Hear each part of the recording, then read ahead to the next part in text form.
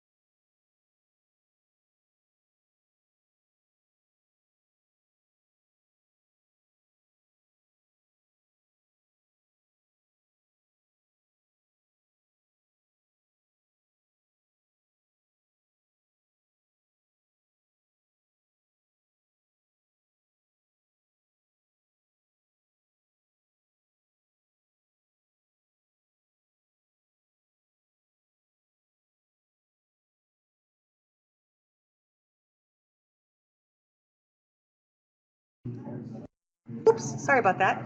Everything is open book. The whole course is open book. Can you tell me what open book means?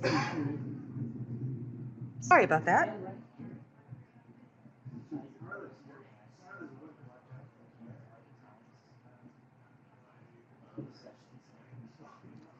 See lots of furious typing. It's wonderful.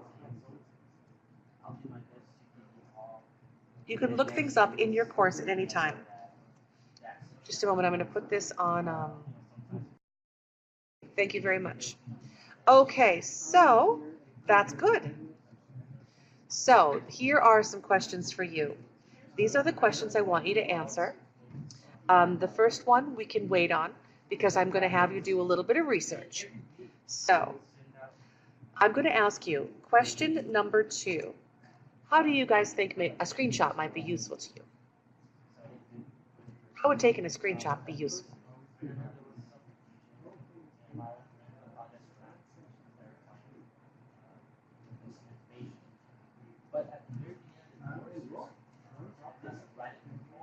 Oh, I love seeing all the typing.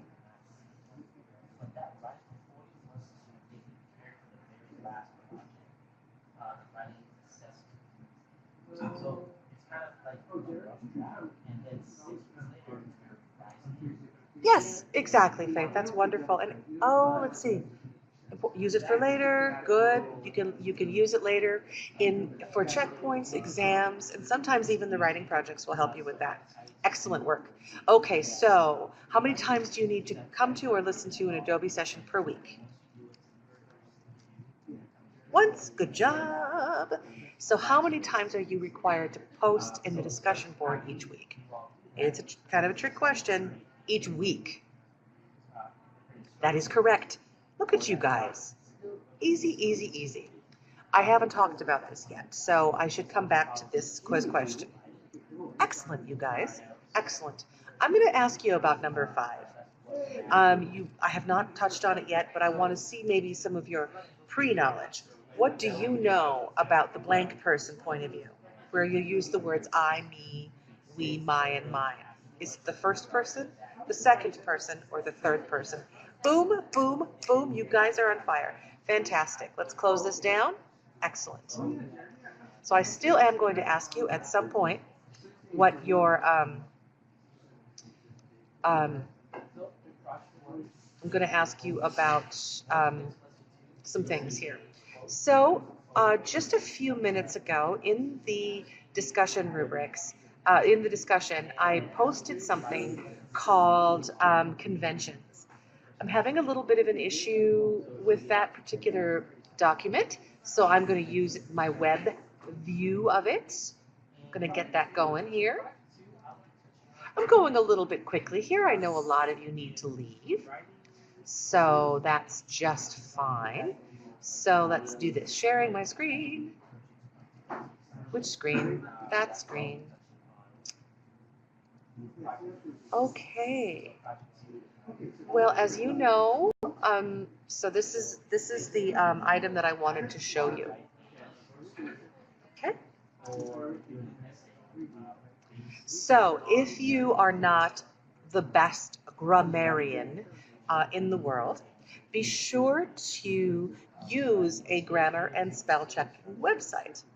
So when I say make sure that you check your conventions, make sure you look at your conventions, make sure you put your conventions into a spell and grammar check, what that means is punctuation, capitalization, spelling, grammar, and sentence structure.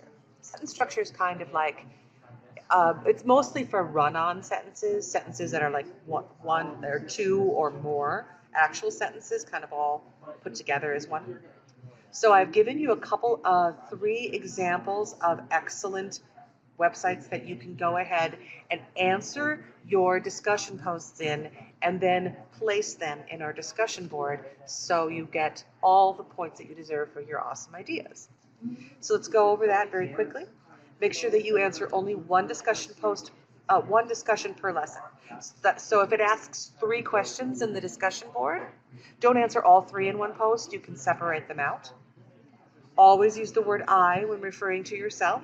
There's a reason that's in red. Run-on sentences, read them out loud or put them in a spell and grammar check. Spell out the word you. Here's the grammar and spell check again. Don't plagiarize other students' work. I know it can be difficult to come up with new ideas. So my recommendation because some of the questions are awfully simplistic and there's not really many ways to answer them. So go ahead and use like synonyms or answer a different question. I won't give you credit for saying good job or great answer or good work or that's interesting. Can you tell me why? Can you guess why? Can you assume why I might not give you points for saying I agree? I think it's obvious why I might say I encourage it, because it creates a really good vibe in our classroom. When you say I agree or good work, yeah, it doesn't really add to the actual substance of the question. Exactly, good job. How about I agree because I've had a similar experience, example, example, example. Or even I disagree because of example, example, example. So then, of course, that leads me to, well, first of all, write in full sentences. But of course, that leads me to an unfortunate thing I have to mention is don't correct or judge others' posts. Where maybe someone is having a bad day, or maybe their skills aren't as strong as yours or something. So you can keep it down. There is, if you find something on the discussion board that you find a little bit worrisome, the language is worrisome to you in any way, shape, or form, you can report that right next to it, and I'll be able to see that right away. So I'm happy to give second attempts, by the way, on exams, on projects. Just talk to me. Try not to put things blank. I know that's kind of tempting because you really want to get far, but a lot of students, a lot of students find that the projects are overwhelming. Well, that's why I'm here. Please, please, please contact me before you skip something. It may be 8 o'clock at night. I won't be here to answer that. I'll understand what you need to do, but I'm asking you to try not to skip the projects because they are worth so much of your grade. So I am now going to go to the proper syllabus that I sent out to you. Again, I'm going to tell you my direct line phone number, which is this. It's at the bottom of all of my emails and all of my communication, my text and my email. So you'll see a lot of great things here. You've got my website, which is a little bit clunky, but you've got all the directions, but everything you need is also here. So I am originally from Minnesota, which right now has been completely shut down by snow. Being shut down by snow is something that has not happened in 40 years in Minneapolis because everybody's so good at it. So it is absolutely amazing. And I'm glad I'm in Arizona. Oh, that's what you call me. We got to brainstorm together. Let's say so you look at the project and it said, tell me something interesting. Your project is, tell me something fabulous that happened to you once. Or something interesting that happened to you, something great, something amazing. It could be something scary. It could be just something that really got your heart pumping. So you have a story to tell about it. If you can't think of anything, you're going to give me a call, or you're going to send me an email, or you're going to send me a message, or you're going to send me a text, and we're going to brainstorm together. We're going to work together. Does that sound like a good plan?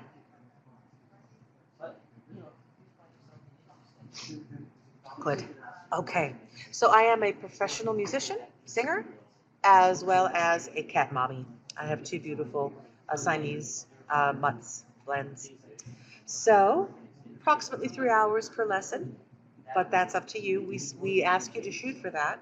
But if it takes you longer or shorter, I'm not here to tell you what you need to do. I've sent you the pacing calendar. It tells you when all of the assignments are due, which are usually Fridays. And then we're going to talk about the grade weights. And if you guys got to go, you got to go. So projects are 30%. So remember, that's the most important thing you can do is projects. But don't forget the next three: the discussions, the final exams, and the sync sessions. Okay? So before you go, remember you need to do a very short survey, multiple choice quiz called the Sync Survey. I'll be sending that out to everybody at the end of this session with the recorded link, which we're doing now, and the short sync session. All right? So now that you know that, if you need to leave, I understand. So remember, discussions, the final exam, and the sync sessions are all very, very important. So the projects are very important, and if you find yourself stuck, please call me. Alrighty, thank you so much. You have a great day. So here are the instructions to all of your projects, are all in your every one of the instructions to your projects in 6A are right here. This is where we'll meet. These are all of the recordings, prior recordings, and the sync surveys. We talk about your projects, the synchronous sessions, discussions, which we've already talked about, and the course extension. We'll get to, you'll note, you should probably read that when you can. And then, of course, this is a picture of my cat. I'll show you what it looks like. Let's go up here. It's a short form that you will answer at the end of each session. So this is what the form looks like for week 1 for 6A. The blank person point of view, right? We've already covered that. Then you're going to be able to answer a blank, serves as an introduction, because we'll work on that a little bit later on in our recording. Where can you're going to be able to answer this question. The synchronous links, the discussion board rubric, and the pacing calendar, which we just looked at, which was in the syllabus. What is the most important or the highest value items to focus on in the course? If you complete all 30 lessons, but do not complete any discussion boards or projects, you will still automatically pass the class. Is that true or false? And finally, which is not considered a writing convention? Grammar, spelling, computation, punctuation, or capitalization. You will go through and you will answer this information. I will not get notified. I check them periodically throughout the week. And the other good news is you may, as you can see on here, take them as many times as you need. Very short for mucho points. Is that clear? Is that good?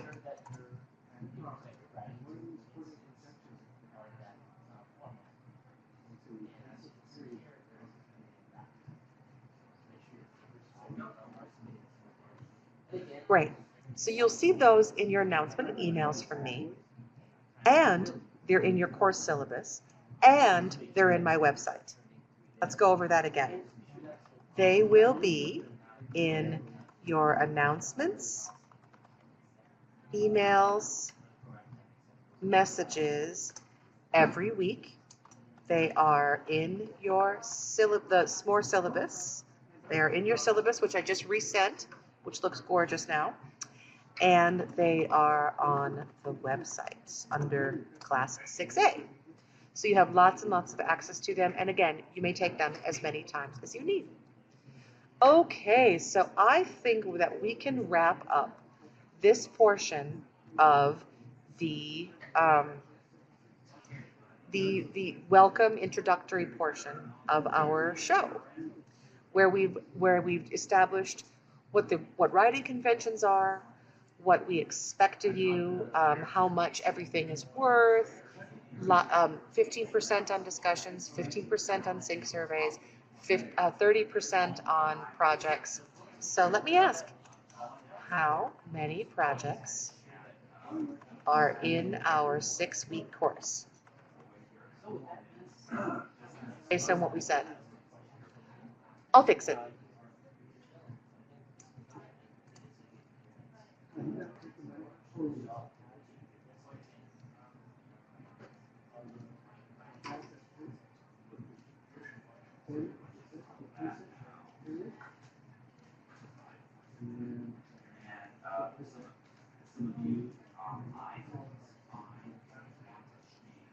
Not in the English 6A course.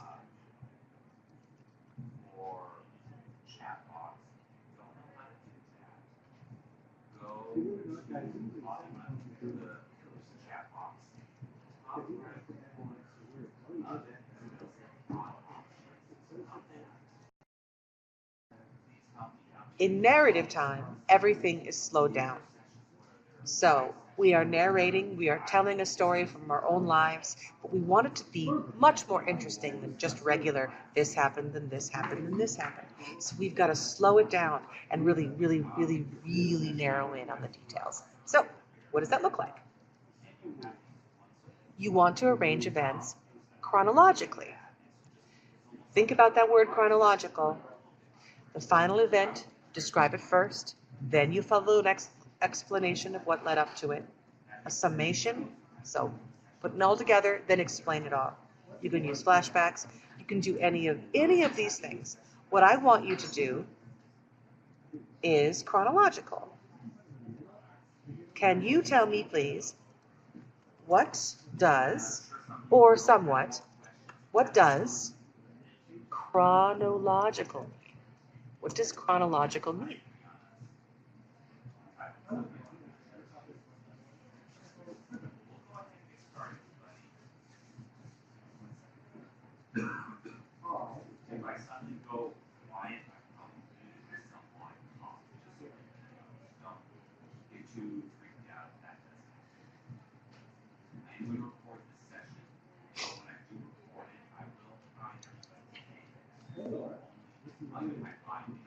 So these are all different ways of doing a story. So chronological is one way, and then these other ways are different.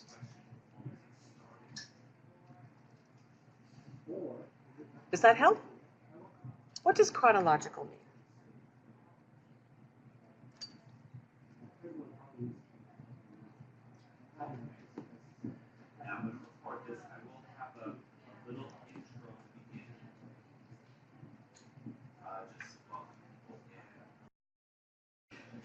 So this guy tells a really good story about a really good way to write a descriptive, exciting, vivid language, lots of using your senses, showing and not telling, all of those good examples.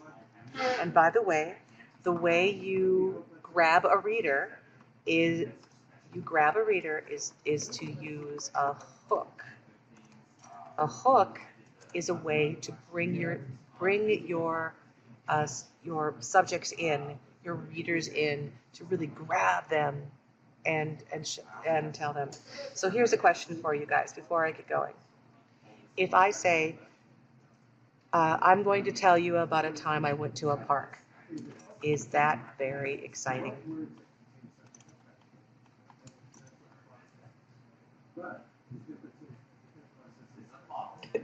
I'm going to tell you about this time I went to a park.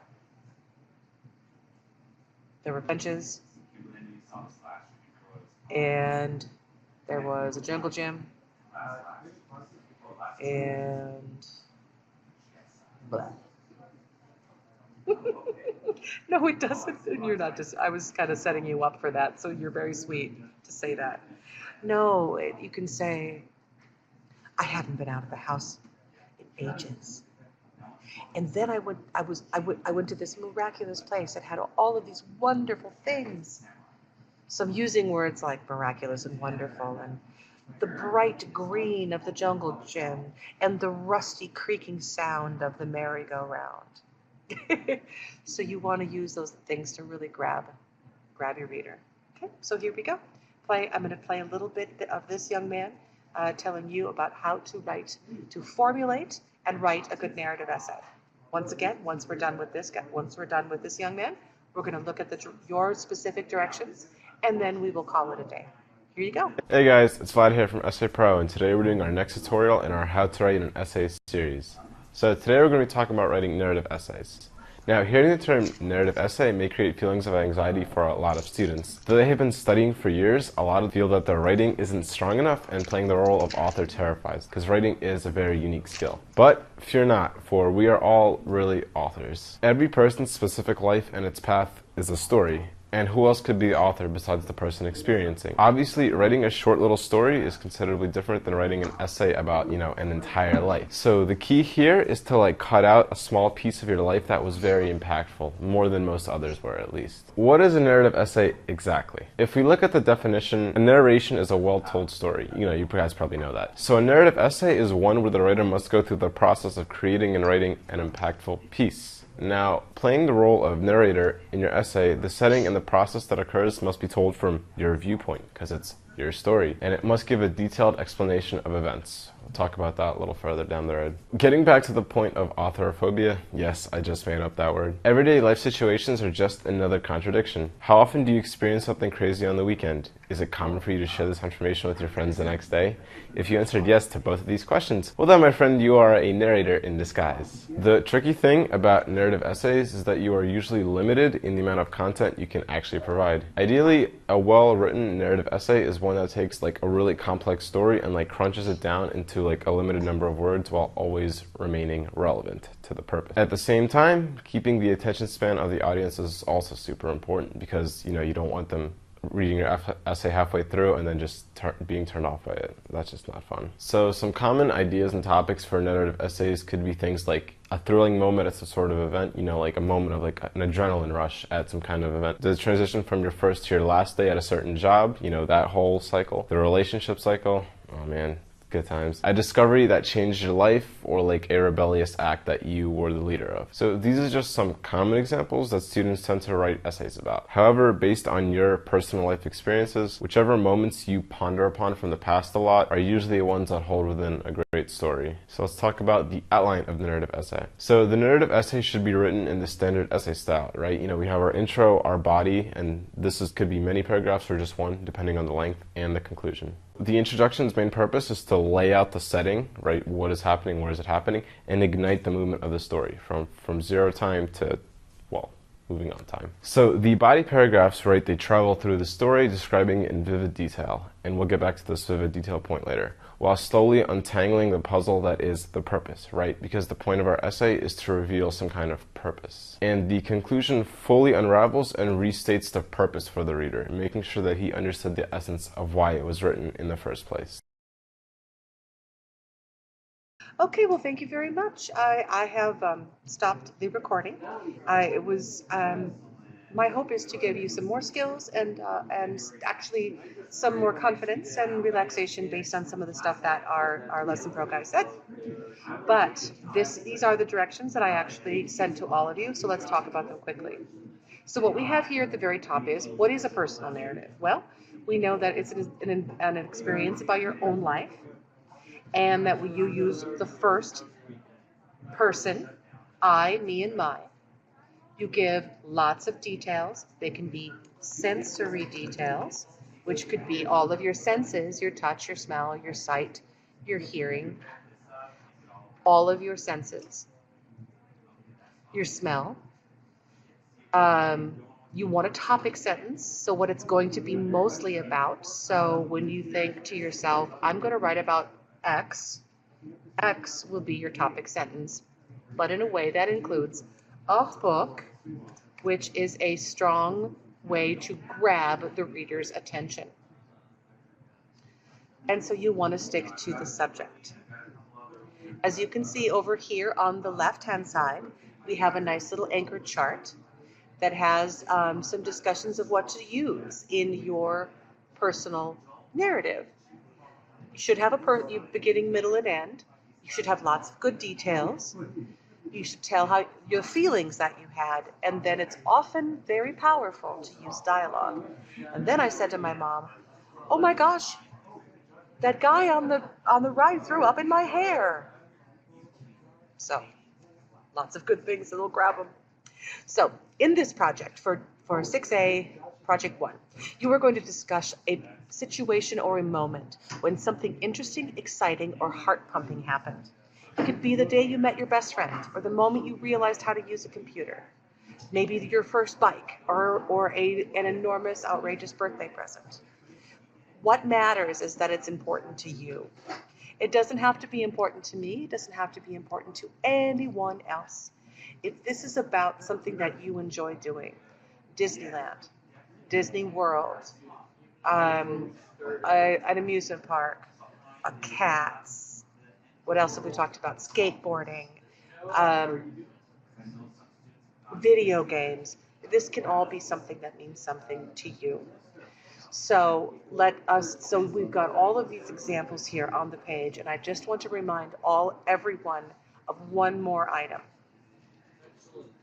What you want to do is you want to make sure that in your personal narrative you write in this instance, everything should be in the order that it happened. Can someone remind me what that word is? What is that? What is that word? This is the definition. What is the word that it is defining?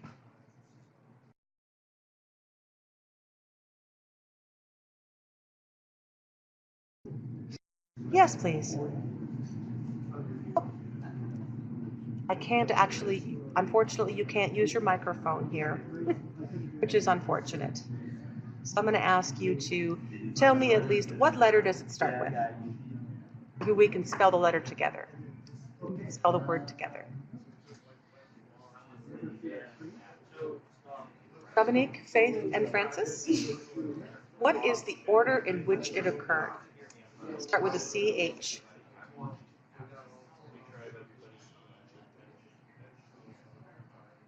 And this, the beginning of this word means clock in Latin. Oh. Oh dear. I can hear around me that it's happening.